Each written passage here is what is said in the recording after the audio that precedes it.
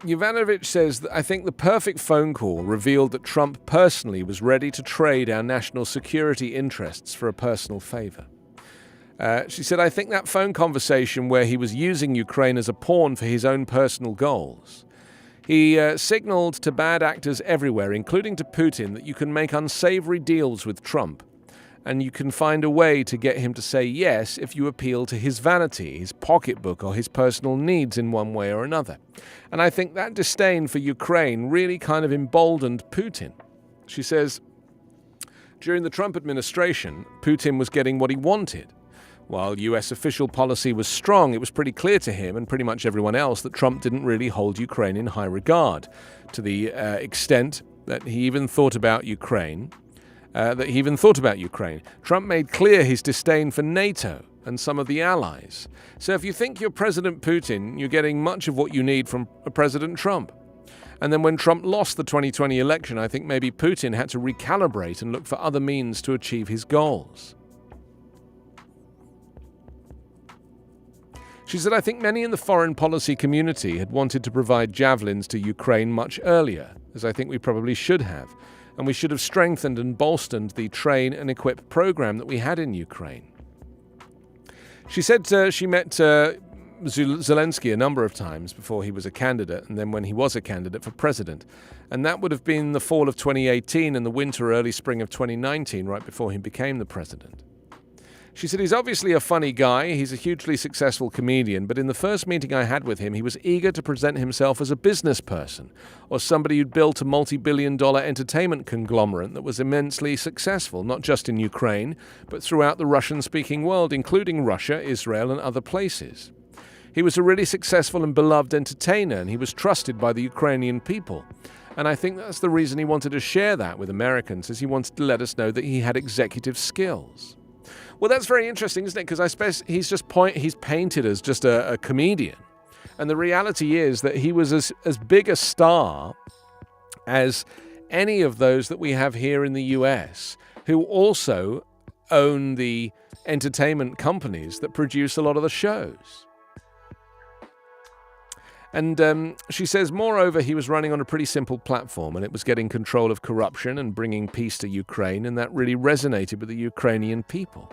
Ukrainians wanted the rule of law, and while Ukraine made significant progress in reform and anti-corruption efforts in the 2014 Revolution of Dignity, that term means rule of law, that there was one law for all people. And as always, things go in fits and starts and things slow down a little. People were really frustrated. And so they went to the protest candidate, and that was Zelensky, and he won. And in the second round of elections, which has the top two contenders from the first round, he got something like 73% of the vote. Historically, since independence in Ukraine, the vote has been divided between East and West. In this election, Zelensky won a majority in every single oblast. So it was really remarkable. He was not the Eastern candidate or the Western candidate, he was Ukraine's candidate. She said every president struggles with challenges, and Zelensky is no exception. But the man has met the moment. He has really emerged as a wartime president. At the critical moment in this country's history, not only uniting Ukrainians, but inspiring a world. She was asked about the transformation of US or Western attitudes towards Ukraine. She said, well, it was never the most corrupt country in the world. Did Ukraine have a serious corruption problem? Yes, it did, like pretty much every country in the former Soviet Union, including Russia. Although, of course, there you can't talk about it. She said, I think the part of the reason we focus on corruption here in the West is because the Ukrainians themselves are talking about it. In 2014, they said, enough, we want to end corruption, we want rule of law, and that opened the whole discussion and made it possible for the change to take place. So on one hand, they should get credit for that, but they're also being stigmatized as this very corrupt country because they're trying to do something about it. It's really ironic to me, she said. And regarding the democracy part, she said, Ukrainians are freedom-loving people.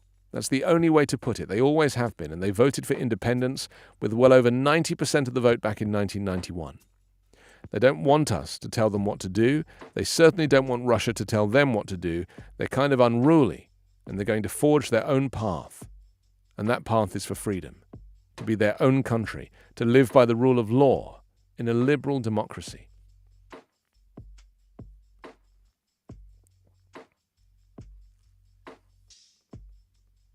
She said Russia is an historically expansionist country.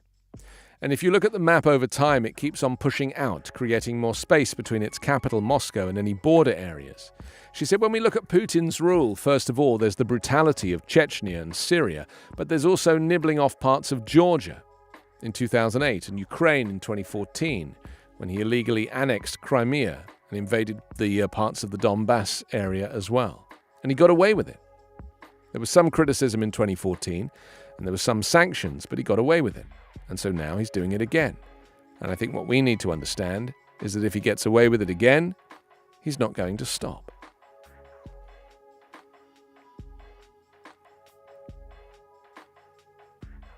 Yovanovitch says the first thing is that the Biden administration's doing a really good job of keeping allies and partners united, working closely with Ukraine, piling on the sanctions. Sanctions generally take a very long time to work, but you can see there's immediate pain in Russian society.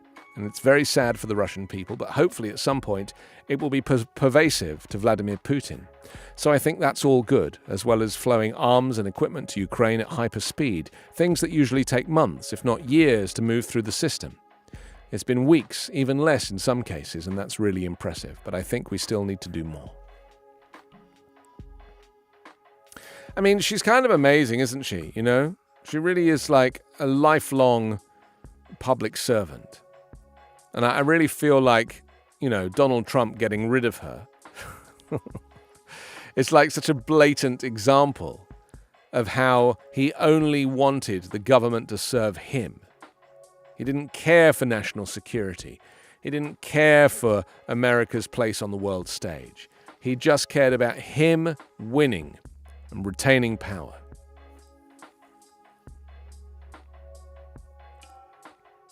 She was asked, is there anything about the events that played out in 2019 from your removal through the impeachment that you still have questions about or you feel like you haven't got answers to?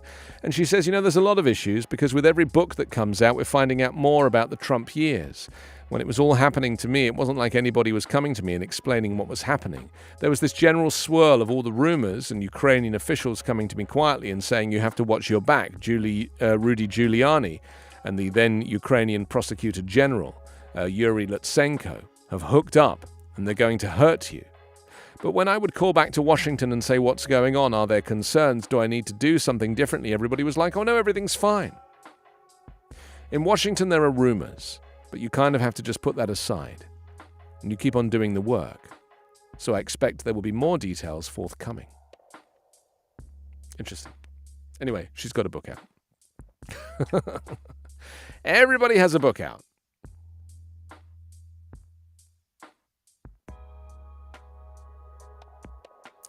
Divergent Crane just joined us. Gail is with us as well from Kansas. Efrat from New Jersey. Puzzling Bird, wonderful. Michelle in Florida, thank you very much for spending your morning with us here on Backchannel. This is the Anthony Davis Show. Oh, I see the logo's changed again. Look at that, it's gone green now. Is that a new thing? Oh, it's for St. Patrick's Day. Oh, who knew? Who knew that St. Patrick's Day would have such a great impact on this show? And incidentally, as you know, because of St. Patrick's Day today, and after you've celebrated responsibly, you can tune into Backchannel tonight for a special event. It's 8 p.m. Eastern or 5 o'clock Pacific, the premiere of a new show called Bedtime Stories. It's the popular Volley app for story lovers and storytellers of all ages will be making its world premiere appearance on Backchannel.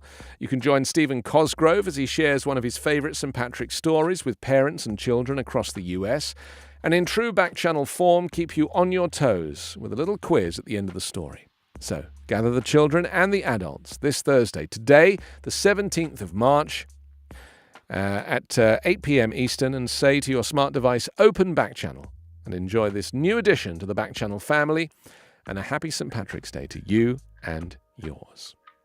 And you can also leave the show a review or write something up about it at backchannel.tv. Hit the leave a review button. Not only can you send us your thoughts on the show that way, you can leave us suggestions for upcoming segments as well. Now, in the final few minutes of the show, I think we should focus on Women's History Month, because today our star is Octavia Butler, the pioneering writer of science fiction. And as one of the very first African-American and female science fiction writers, Butler wrote novels that concerned themes of injustice towards African Americans, global warming, women's rights, and political disparity. Her books are now taught in schools and universities across the United States. I'm sure some of which people in Florida, Texas, and Georgia will want banned.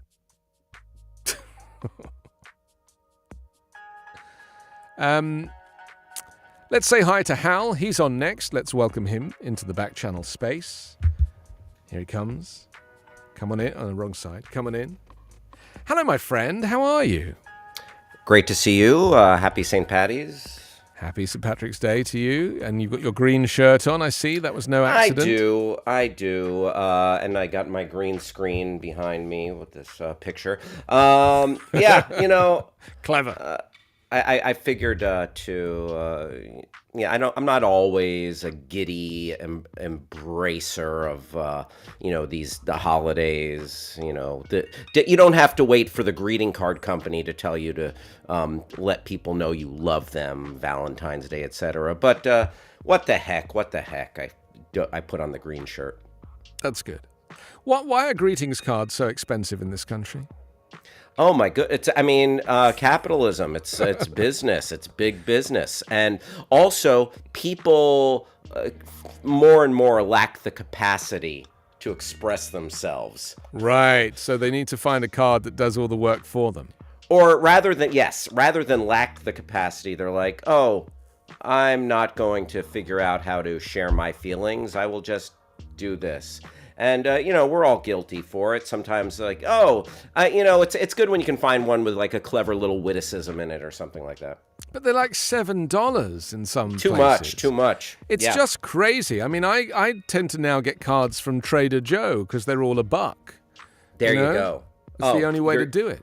You're doing it right. Unless you can find one that's like really kitschy or just like, for lack of a better, an artisanal greeting card that is, it's got a little bit of artistic integrity to it. And it's like, that is unique. It's a big business here. I mean, I love the fact that when one kind of public holiday is over, well, in fact, before it's over, normally the day before, they empty out all of the stock from the store in Target or wherever, and they replace it with whatever the next holiday is in 3 months' time. Easter's right around the corner, Anthony. But the Easter stuff is already gone. I mean, people buy everything so early. Do you, I don't mind. I'm not mad about that discount candy, though. No, it's not very good for you. Well, true, but your inner child would disagree. Yeah, I know. I mean, I never really did candy. I'm very much a Twix kind of guy, like I need a whole... I don't want any of that kind of what we call in England sweets. Like sherbet dips or gummy, cola bottles or any of these like, pick and mix style sweets. Few and far between for me. That's an indulgence as well. But I will, like a Christmas tree shaped Reese's peanut butter cup. Oh, count me in. Life-changing. I'm a sucker. I know this is a British company, Cadbury. Yeah. I'm a sucker for Cadbury cream eggs. Oh, of course. Do you bite the top off and stick your tongue in the hole? Because that's the way we do it in England. I've done it every which way. Yeah. But yes, absolutely. You gotta get into that cream. Right. Sometimes I'll try to half it a little bit. Yeah. Yeah. Oh, I've been there. Anthony. It's dreamy, isn't it? Yeah, I feel the same. I like a Terry's chocolate orange. I don't know if you're aware of that. We talked about it on the show yesterday. Chocolate oranges are they're not for me. No. I don't like that flavor taste. Combo. Yeah. I don't like that flavor combo. Yeah, I understand. Can't do it. Yeah. Well, they're selling the chocolate orange here. I've seen it, and it's in England. It's like something that you would buy Grandma for Christmas, and she would enjoy it throughout the holidays. Have like a couple of segments a day. But I can polish off a Terry's chocolate orange in a matter of minutes.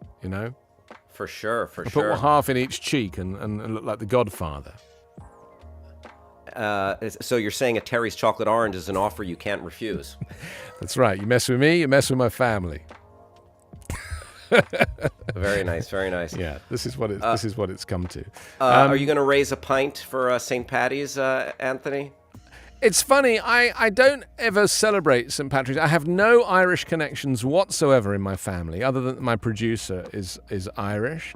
But I don't have any connect. I have one of my best friends in London is from Ballina, which is where Joe Biden is from, in Ireland. So I have that connection. But really, in terms of me and my family, mine are all, Polish immigrants. And so I don't have any connection at all.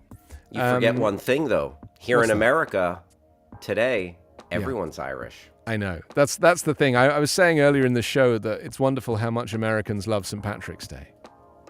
Any excuse to throw a few back. Right. I get it. St. Patrick's Day, Cinco de Mayo, Yeah, etc. Just Yeah. share in the festivals, You can be like... Thursday. Thursday. Yeah, why not? What's coming up in your show?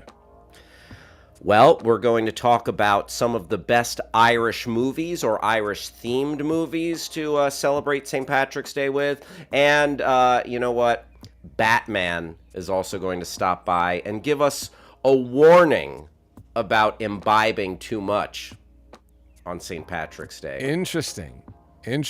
I met someone's dog the other day that was called Batman. It actually should have been called Ratman if you saw what this dog looked like.